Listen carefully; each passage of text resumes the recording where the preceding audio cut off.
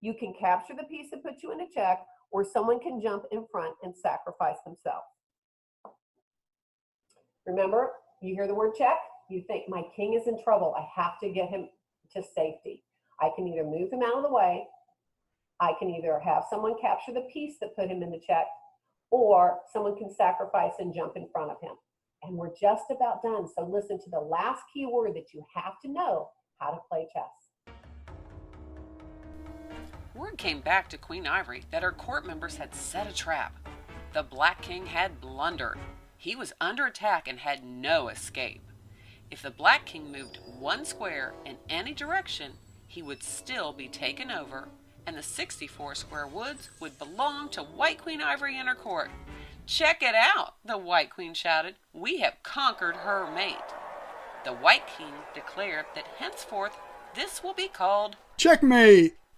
And when the opposite color household king cannot move in any direction, or he will be conquered. The battle was over. The White King's court, along with the help of Queen Ivory, had been victorious this time.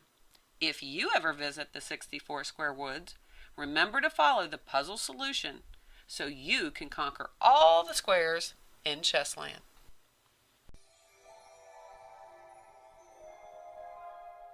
So when you're playing chess, and sometimes in my classroom, my kids are playing, they don't have much time to play. So sometimes when they're playing, they only have a few minutes, but you can still figure out how they won the game. And that's by the use of points. So on the next page, I'm going to show you, it's going to talk about the point value for each one of the pieces. Piece value. Even when you visit Chessland for a short time, each court member has a certain value.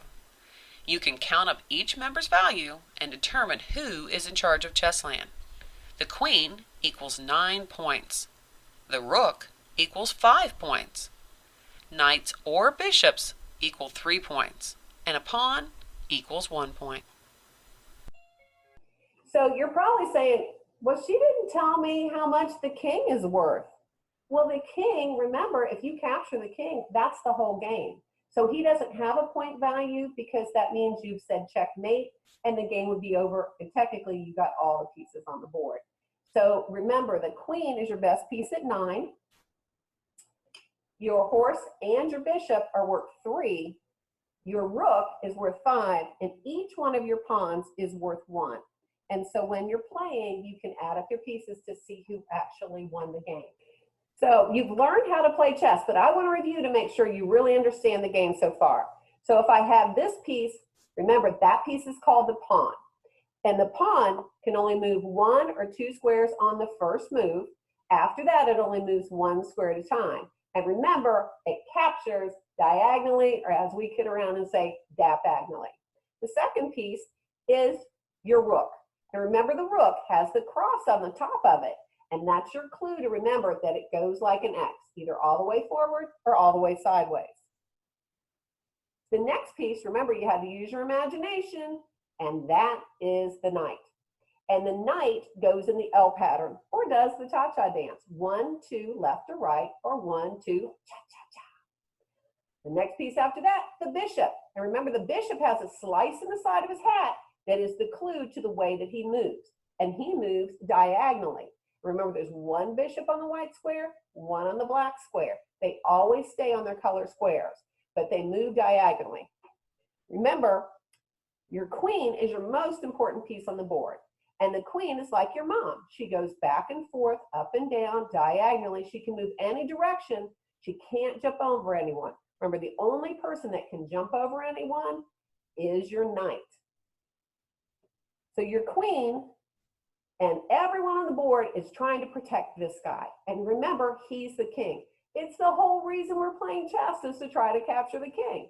So if you hear that special word, check, remember your king is in trouble. And there's 3 things that you can do. You can move him out of the way. You can capture the piece, or someone can jump in front and sacrifice. And so that's just a quick review of how all the pieces move. Remember, the only piece that can jump over anyone is your knight. And remember, I kind of equate that to, if a horse jumps over you, does he hurt you? No. If a horse lands on you, does he hurt you? Yes. So remember, they only capture the one that they land on.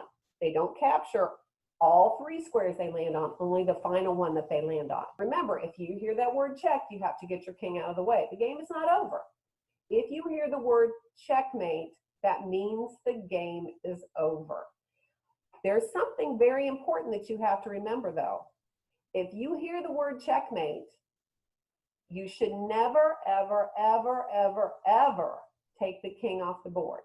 If you are playing in tournaments and you take the king off the board, you've automatically lost the game. The tournament director, or sometimes I tell my students, don't take it off the board until I've checked to make sure that it's actually checkmate. Because sometimes you might just be in check and I might see that you've got a way out. And I won't give you the answer, but you can look carefully again and see if you can get that king out of check. But if you take the king off the board and go, ha ha, I won, I've got your king, actually, you just lost the game. So leave your king on the chessboard and just say checkmate. But the important thing to remember is when you're playing chess, 2 kings can never, ever, ever, ever be side by side on the board because you're putting your king into check when you move next to another one. And I want to show you what that looks like on the board. So if you were playing on the board and you had a king that was here, he can't move up next to the other king. If he did that, he's actually put himself into check. And so 2 kings can never be side by side on the board. If all the other pieces were removed and you just had 2 kings left on the board, that would be called a stalemate. And that means that's a tie game. So your 2 kings, you can be left with only 2 kings on the board, and that game is never going to be winnable because they can never go side by side to win the game. So if you've lost all your other pieces on the board and you only have 2 kings left, that's a tie game, or the official vocabulary word is a stalemate. So another thing I want to show you in the book is if you don't have a chessboard at home, that there is a place where you can actually make a chessboard, and it has all the pieces on there that you can use, and you can have a paper one. So once again, I want to thank you for joining us today and learning how to play chess by a queen and her court. And I hope you've enjoyed learning how to play chess and have many, many hours enjoying a new game. Thank you